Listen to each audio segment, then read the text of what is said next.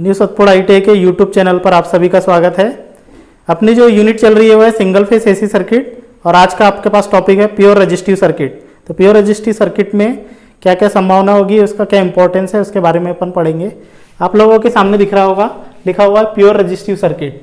ये आपके पास एक सर्किट डायग्राम दिख रहा है प्योर रेजिस्टिव सर्किट का, जिसमें रेजिस्टेंस बना हुआ है और एक ये एसी सप्लाई के लिए अल्टरनेटर का चिन्ह बना हुआ है। ठीक है, तो प्योर रेजिस्टिव सर्किट एक ऐसा सर्किट होता है जिसमें केवल और केवल रेजिस्टेंस मौजूद होता है, ना तो इसमें इंडक्टेंस होगा और ना ही कैपेसिटेंस होगा, केवल और केवल रेजिस्टेंस मौजूद होगा। इस सर्किट के लिए ये वेव फॉर्म भी बनाया गया है, जिसमें एक वोल्टेज का एक वेव फॉर्म बनाया गया है और एक करंट का वेव फॉर्म बनाया गया है, जिन्होंने दोनों ने अपना जो है एक एक साइकिल कंप्लीट कर लिया है। इसको अभी अपन समझेंगे।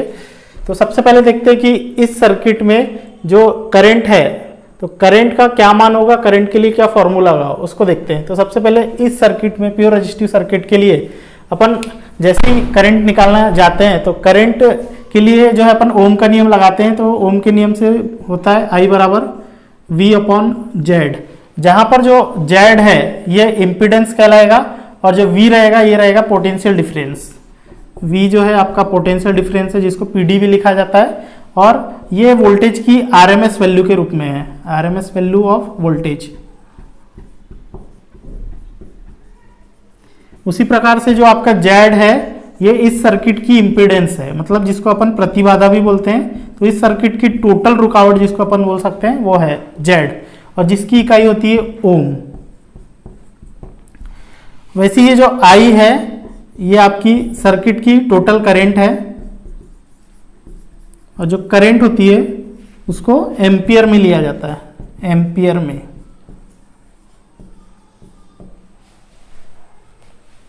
इस फॉर्मूले में जो आपको दिख रहा है I बराबर V अपॉन जेड, जहां पर V जो है पोटेंशियल डिफरेंस या इलेक्ट्रिक प्रेशर भी बोल सकते हैं, इलेक्ट्रिक दबाव, जिसमें जो वोल्टेज रहेगा वो RMS वैल्यू रहेगा वोल्टेज का। जेड इम्पीडेंस है जिसकी इकाई ओम है, और I है मतलब जो टोटल करंट है जो एम्पियर में होती है। अब इस सर्किट में जब अपन टोटल इम्पीडेंस या जेड की बात करते हैं तो इस सर्किट में केवल और केवल रेजिस्टेंस मौजूद है। इसका मतलब है यहाँ पर जो आपका जेड रहेगा वो रेजिस्टेंस के बराबर रहेगा।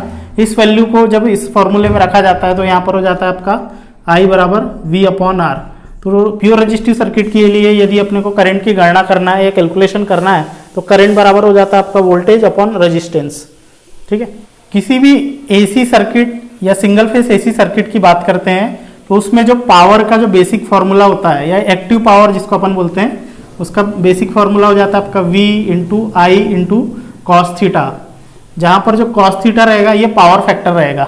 अब पावर फैक्टर के बारे में अपन ने पुरानी क्लास में, पुराने लेक्चर में पढ़ चुके हैं कि जो कॉस थीटा होता है आपका, या पावर फैक्टर जो होता है वो रेजिस्टेंस और इम्पीडेंस का अनुपात होता है, रेजिस्टेंस अपॉन इम्पीडेंस। जैसा आप लोग ने पिछली क्लास में, पिछले लेक्चर में पढ़े कि कॉस थीटा बराबर R अपॉन जेड होता है, जहां पर R रेजिस्टेंस है और जेड इम्पीडेंस है। और इस सर्किट डायग्राम से या प्योर रेजिस्टिव सर्किट में अपन देखते हैं कि जेड बराबर R होता है, जेड बराबर R। तो जब इस इक्वेशन में अपन यहाँ पर वैल्यू रखते हैं तो R और जेड की जगह भी जब अपन R रख देते हैं तो R अपॉन R हो जाएगा। तो फिर ये आपस में कैंसिल होके कॉस थीटा बराबर आपका 1 हो जाएगा। तो कॉस थीटा बराबर 1 हुआ, इसका मतलब है कि प्योर रेजिस्टिव सर्किट में जो पावर फैक्टर होता है वो यूनिटी होता है, या पावर फैक्टर का मान 1 होता है। इस कारण प्योर रेजिस्टिव सर्किट का जो पावर फैक्टर है वो आपका 1 होता है, यूनिटी होता है। वही इसी चीज को अगर अपन इस सर्किट डायग्राम के माध्यम से समझते हैं तो देखते हैं कि यहाँ पर वोल्टेज और जो करंट है दोनों जो है अपना साइकिल जो है समान समय पर कंप्लीट कर रहे हैं। मतलब वोल्टेज और करंट जो है दोनों अधिकतम और न्यूनतम मान पर समान समय पर पहुंच रहे हैं। जैसे ये अधिकतम मान पर समान समय पर पहुंच रहे हैं, वैसे ही न्यूनतम मान पर भी वोल्टेज और करंट जो है एक समान पहुंच रहे हैं। इसका मतलब है कि यहाँ पर जो दोनों के बीच में एंगल होगा, फेज डिफरेंस होगा, थीटा बराबर 0 डिग्री हो जाएगा। ठीक है, वैसे भी अपन देखते हैं कि कॉस के 0 डिग्री एंगल के लिए उसका मान 1 होता है। मतलब इस सर्किट या इस इक्वेशन के द्वारा भी अपन देख सकते हैं कॉस थीटा बराबर 1 मतलब यूनिटी पावर फैक्टर, और यदि यहाँ पर एंगल निकाला जाए तो थीटा बराबर आपका 0 डिग्री हो जाएगा। मतलब वोल्टेज और करंट के बीच में जो बनने वाला एंगल है वो आपका 0 डिग्री हो गया। इसी कारण तो cos थीटा का मान आपका 1 हो गया। इसी डायग्राम को अपन ने इस वेव फॉर्म के द्वारा भी देखे।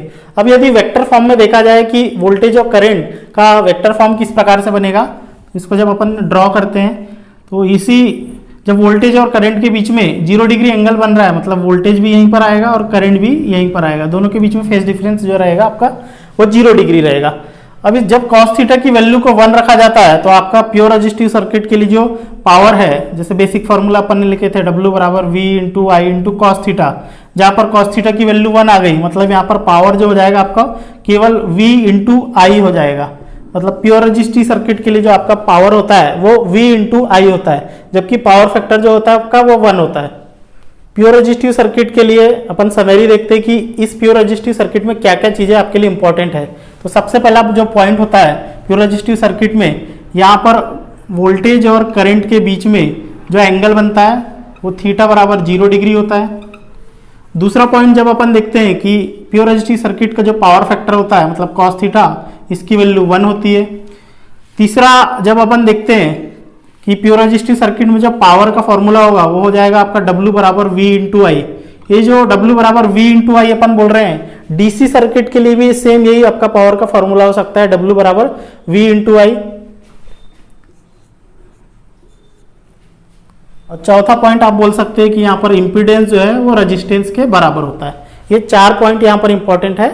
वोल्टेज और करंट के बीच में थीटा बराबर 0 डिग्री, पावर फैक्टर का मान 1 मतलब यूनिटी, W बराबर V इंटू आई और इम्पीडेंस बराबर रेजिस्टेंस।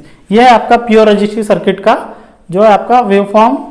ये आपका वेव फॉर्म है। अभी थोड़ी देर पहले अपन ने जैसे वेक्टर फॉर्म बनाए थे, ये इस प्रकार से यहाँ पर वोल्टेज है, यहाँ पर करंट है, ये इसका वेक्टर फॉर्म हो गया और ये इसका सारांश हो गया। इस वीडियो के बाद अपन अगले लेक्चर में पढ़ेंगे प्योर इंडक्टिव सर्किट।